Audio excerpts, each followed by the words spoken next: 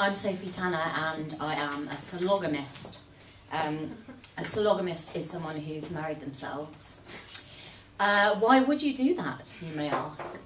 Well, for me, it's all about being responsible for your own happiness. So most of my life I've managed to be quite a confident and positive person. But as I kind of turned 30, the boyfriend I lived with at the time dumped me and ran off with one of our friends. And it wasn't the first time that had happened to me, it was the third actually. But this time I kind of struggled to recover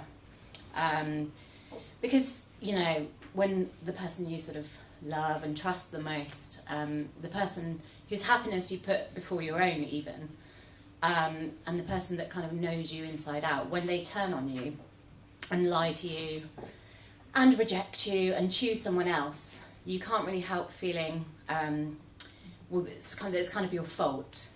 You can't help comparing yourself to the new person and wondering what they've got that you haven't. And you can't help just feeling like somehow you're not quite enough. So at that period I had a bit of a downward spiral and I couldn't really see a way out, so I had lots of anxiety, depression, paranoia, kind of fantasies about violence, a whole load of stuff, and it went on for quite a while, and no amount of sort of binge drinking or casual sex can really fill that void. I think when you feel really insecure about yourself and you look to others for reassurance, you're so sensitive that any kind of small slight can seem like a fresh rejection. So it's not a great place to be in.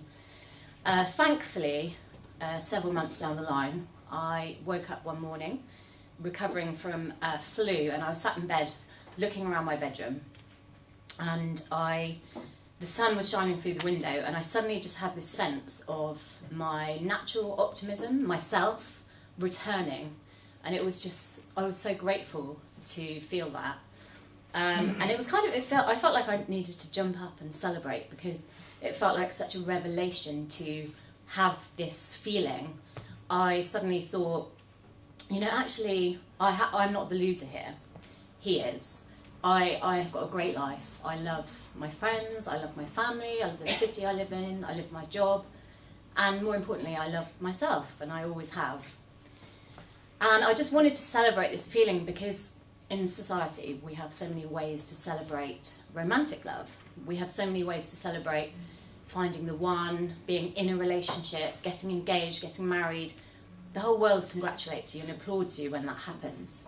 But there's no real sort of way to celebrate being single. In fact, being single, there's almost like an unspoken sympathy for you if you are.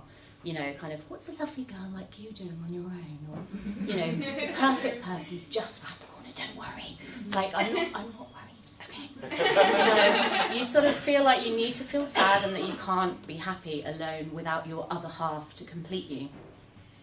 Well, at that time I was just like, sod that. I think right now is the time for me to really acknowledge the fact that I can be happy on my own. And what better way to acknowledge love than with the wedding? So at the time I was trying to write this novel. It was really dark because I was in a bad place, as I said. But so I scrapped it and I thought, right, I'm going to write a book about a girl who marries herself. And from there I went on a bit of a research journey. I emailed Brighton and Hove Ceremonies office and was like, is it possible for a person to marry themselves? And the answer was a resounding no. Marriage is the union of one man and one woman to the exclusion of everybody else. We can't help you. This was before gay marriage. So I don't really like being told no, so I basically wrote the book. And as I was nearing the end, I met a literary agent, and she loved the concept. And she said, this is such a great story, but the one thing is that I think at the end, the girl shouldn't actually marry herself, because, I mean, there's not really a market for that. It goes against the whole rom-com narrative.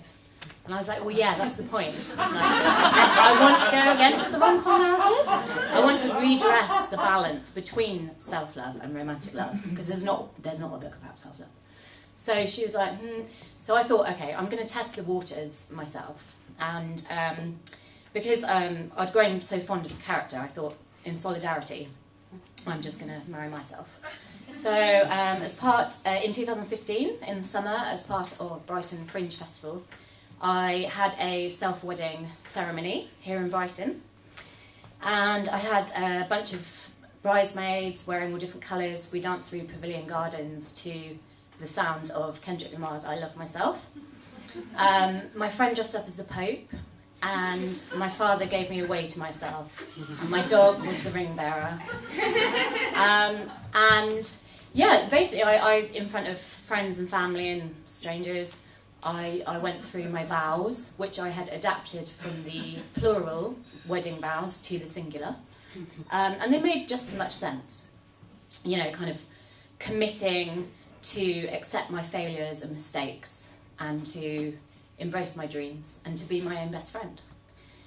Saying them, even though the ceremony was obviously, you know, light-hearted, saying them felt really powerful, and it was something that I will never regret. So from there actually did seem to be quite an appetite for self-love, actually, which was good. So the Stylist magazine editor really loved the idea and ran a feature on it, published all my wedding photos, and from there it snowballed.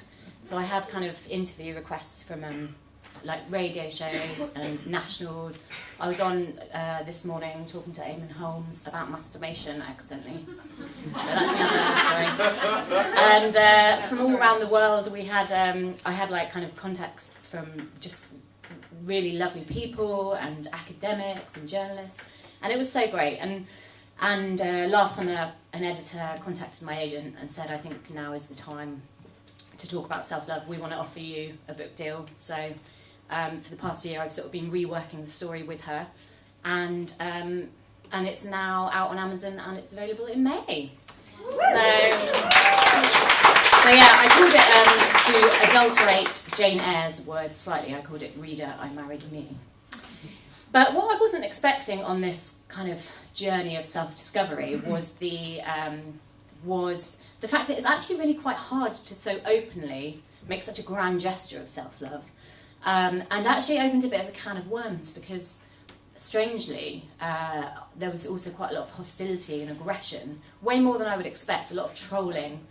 I was called a narcissist, a crazy feminist. There was a Christian website that said I should kill myself.